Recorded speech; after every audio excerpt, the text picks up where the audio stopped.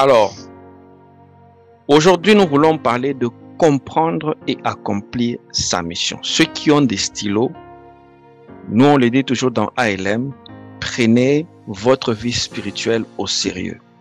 Notez. Prenez des notes parce que ces notes vont vous aider à faire quoi? À revoir et à prier par rapport à ça. Donc, comprendre et accomplir votre mission. La première des choses que nous voulons savoir, c'est qu'est-ce qu'une mission? Lorsqu'on parle d'accomplir votre mission, il faut d'abord essayer de définir c'est quoi une mission. Certains parlaient de mission de vie. Ce pourquoi je suis venu ici sur terre. Nous avons l'exemple de Jésus. Vous voyez le texte qu'il a. Quand Jésus eut pris le vinaigre, la Bible dit qu'il a affirmé que tout est accompli. Et il a rendu l'esprit. Ça veut dire que Jésus a accompli le contenu d'une mission. La mission, pas notre mission à nous, mais sa mission à lui. Jésus est venu pour accomplir sa mission. Il a été envoyé pour sa mission. Et comme Jésus est notre exemple, cela veut dire que chacun de nous aussi a sa mission. Je suis venu dans ce monde ici, pas par hasard. Je suis venu dans ce monde pour accomplir une mission spécifique que Dieu m'a assignée avant que je ne vienne dans ce monde. C'est important. Il y a peut-être des personnes parmi nous qui se posent des questions. Pourquoi je suis venu sur terre? Qu'est-ce que je suis venu faire? J'aimerais déjà te dire d'emblée, avant que nous n'allions loin, j'aimerais te dire que Dieu t'a déjà choisi et prédestiné pour une mission spécifique. Dieu t'a déjà choisi avant que tu ne viennes dans ce monde. Dieu t'avait déjà prédestiné et il y a une mission qui se trouve sur ta vie. Et cette mission-là, c'est ça que nous allons découvrir ce soir. Et je prie que Dieu puisse ouvrir les yeux de chacun pour comprendre sa mission. Première définition d'une mission, elle vient du latin. Dans le mot latin, il y a le mot mitto. Le mot mitto signifie être envoyé. Être envoyé pour accomplir quelque chose. Être envoyé pour réaliser quelque chose. Et aussi être envoyé auprès d'une certaine catégorie de personnes. Lorsque Dieu vous envoie toujours dans un environnement précis. Donc ça veut dire que votre mission va concerner une certaine catégorie de personnes. Pas toutes les personnes. Une certaine catégorie de personnes. Votre mission concerne un lieu géographique. Votre mission peut concerner une certaine race. Votre mission peut concerner une certaine famille. Il y a des gens qui sont appelés seulement dans un cadre géographique. Je peux donner ici un exemple. Il y a le prophète Meshach dans le nord Katanga. Le prophète Meshach, Dieu, quand il l'a appelé, il lui a demandé de ne pas quitter le village de Kaboto. Donc il est à Kabongo, pour ceux qui connaissent, pendant des années. Et il va mourir là-bas. Quand vous lui demandez de quitter, malgré tout ce que Dieu fait avec lui, il dit que non, moi Dieu m'a appelé ici. Ça veut dire que sa mission à lui, c'est par rapport à une certaine catégorie de personnes, par rapport à un lieu, par rapport à une géographie. Il y a d'autres personnes qui sont envoyées à d'autres races. Vous allez voir, par exemple, en Afrique, l'apôtre Idahosa, Benson Idahosa du Nigeria. Il a été envoyé dans les nations pour parler aux Blancs, pour parler aux Américains, parler aux Indiens. Alors qu'il y a certaines personnes, Dieu ne les a pas appelés à parler à d'autres races. Dieu les a appelés à parler peut-être aux gens de leur famille. Dieu les a appelés à parler aux gens de leur tribu, de leur race. Donc c'est très important de comprendre dans la mission que Dieu ne va pas vous envoyer partout. Dieu ne va pas vous envoyer dans tous les lieux à la fois. Dieu va vous envoyer dans un environnement spécifique auprès d'un peuple spécifique. À ce niveau ici, chacun déjà peut commencer à se poser la question. Ma mission, quelle est la géographie de ma mission? À quel type de personne Dieu m'a envoyé? Vous savez que Dieu peut vous envoyer seulement dans la classe, par exemple, des présidents, des ministres. C'est un peu la mission de Joseph, la mission de Daniel, la mission de Esther. Ce sont des personnes que Dieu a envoyées spécifiquement dans certains rangs. Donc, nous pouvons tous être prophètes, mais tous nous ne serons pas envoyés pour faire la même mission au même type de personnes. Il y a des prophètes qui sont envoyés auprès des présidents. Il y a des prophètes qui sont envoyés auprès des familles. Il y a des prophètes qui sont envoyés auprès des tribus. Il y a des prophètes qui sont envoyés seulement dans des églises. Donc, ça c'est très important pour comprendre. Deuxième définition dans la mission, nous avons la tâche même ou bien la charge. Chaque mission porte un contenu. Chaque mission porte ce qu'on appelle l'ordre de mission. Vous ne pouvez pas avoir une mission qui n'a pas de contenu, qui n'a pas un ordre de mission, qui n'a pas quelque chose de spécifique à l'intérieur. Parce que si Dieu vous amène en mission, il vous envoie en mission, quel est le contenu de votre mission? C'est important de découvrir ça. Quel est le contenu de ma mission? Lorsque je dis que Dieu m'a appelé pour être évangéliste, quel est le contenu? Qu'est-ce que Dieu m'a dit exactement comme un contenu? Lorsque Dieu me dit, va évangéliser les Indiens. Je me rappelle, je suivais à l'époque l'histoire de T.L. Osborne. T.L. Osborne, il explique dans son histoire que Dieu l'a appelé, il lui a dit, va parler aux Indiens. Dans l'ordre des missions que Dieu lui a donné, c'était de sortir des États-Unis, aller en Inde avec l'ordre de parler aux Indiens. Chaque mission doit posséder quelque chose de clair. Alors, ici, il y a une nuance. Lorsque vous avez une mission, peut-être au départ, vous n'allez pas comprendre toute la clarté de votre mission. Mais à mesure que vous avancez, vous allez comprendre que, ma mission contient ça, ça, ça. Dans l'ordre de mission, pour l'instant, là où je suis là, j'ai déjà compris ceci, donc je travaille sur ça. Peut-être que dans un mois, dans 2 mois, Dieu va me révéler quelque chose d'autre par rapport à ma mission qui va s'ajouter. Donc c'est pour dire que quand Dieu vous donne une mission, il y a une charge qu'il vous confie. Il y a une tâche qu'il vous confie.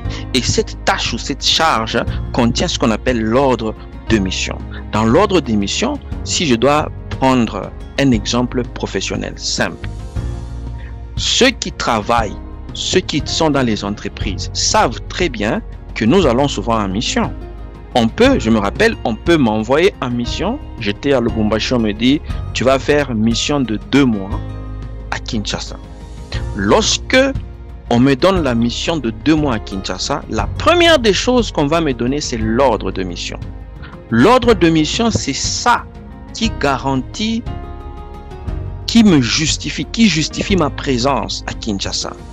C'est l'ordre de mission qu'on va me demander lorsque je vais me présenter devant la police, lorsque je vais me présenter devant l'ambassade, ou je vais me présenter devant l'avion, ou partout, ou même quand je vais arriver sur le terrain, on va me demander quel est l'ordre de mission que tu as.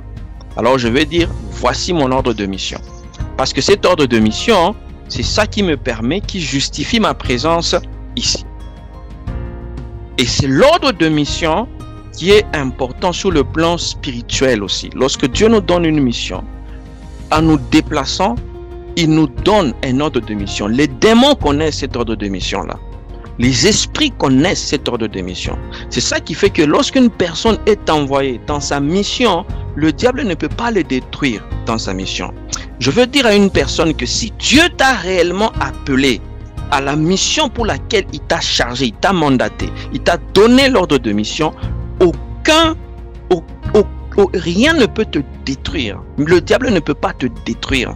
Même les sorciers ne peuvent pas détruire une personne qui a été réellement mandatée par Dieu pour une mission spécifique. Donc voilà pourquoi tu dois savoir quel est l'ordre de mission attaché à ta mission. C'est l'ordre de mission que nous présentons. Lorsque Dieu m'envoie à un endroit, je dis, Seigneur, tu m'as envoyé ici. Parce que tu m'as envoyé ici, tu dois défendre ma cause. Parce que tu m'as envoyé ici, tu dois parler à mon avantage. Voilà pourquoi c'est la deuxième chose qu'on comprend dans la mission. La troisième des choses, c'est l'action. l'action par rapport à la mission. Donc, lorsque vous avez une mission, il y a une action spécifique qui est liée à cette mission. Donc, il y a, en fait, c'est le but auquel une personne est destinée, selon son caractère, selon ses talents, selon ses dons et selon ce que Dieu a placé en elle. Regardez très bien, Dieu ne va pas appeler quelqu'un, une personne, à quelque chose qui n'est pas lié à ce qu'il est au fond. Regardez très bien, même quand des gens, j'ai vu beaucoup de personnes qui sont aujourd'hui des pasteurs, quand vous regardez leur vie, c'est des gens soit qui gardaient les canards chez eux à la maison, soit qui gardaient les poules, soit qui élevaient quelque chose. C'est-à-dire que dans l'histoire de la personne, ou bien dans ce que la personne est, sa mission transparaît déjà. Donc les pasteurs ont été bergers. Regardez dans la Bible, Joseph, qui était appelé à devenir plus tard un homme qui allait gérer, Dieu lui donnait déjà la capacité de faire quoi? De garder les troupeaux. David, qui devait devenir le roi d'Israël, faisait pareil. Donc vous allez vous rendre compte que l'action de votre action est liée à ce que vous êtes. C'est pourquoi je veux dire à une personne, je vais dire ceci. Bien-aimé dans le Seigneur, toi qui me suis maintenant, je veux te dire ceci. Ne néglige jamais ce que Dieu t'a donné comme talent, comme don, comme compétence, comme capacité. Il y a des gens qui ont des talents naturels. Ils sont nés avec, par exemple, la capacité de parler. C'est pas pour rien que Dieu t'a donné ça. D'autres personnes vont me dire, oui, Moïse n'avait pas la capacité de parler. Ça, c'est autre chose. Quand Dieu appelle une personne, même si Moïse n'avait pas la capacité de parler, mais il avait la capacité de garder le troupeau. Donc, les choses qui sont liées à votre caractère, regardez très bien, il y a des personnes qui ont un caractère très fermé. Ils sont très fermés. À ce genre de personnes, très souvent, Dieu ne va pas leur donner des responsabilités par rapport à leur mission qui vont leur demander de trop s'ouvrir, parce qu'ils sont fermés. Ce sont ces genres de personnes, par rapport à ceux qui sont, par rapport à leur caractère, qui deviennent, selon ce qu'ils sont destinés. Vos talents, il y a des personnes qui ont des dons. Quand vous avez, par exemple, regardez, quand une personne a la capacité d'aider facilement les autres. Chez vous, regardez, chez vous, vous avez la capacité d'accueillir facilement les gens, d'aider facilement les gens. Ce n'est pas pour rien que Dieu vous a donné ça. Si vous suivez très bien, au fond de vous, il y a une mission qui est liée à une action peut-être de libéralité.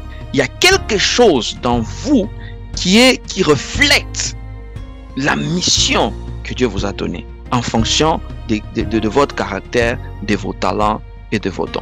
Donc là, c'est sur le plan de la définition de la mission. Pour synthétiser ici, on a donc parlé de trois choses. Dans la mission, il y a le fait d'être envoyé.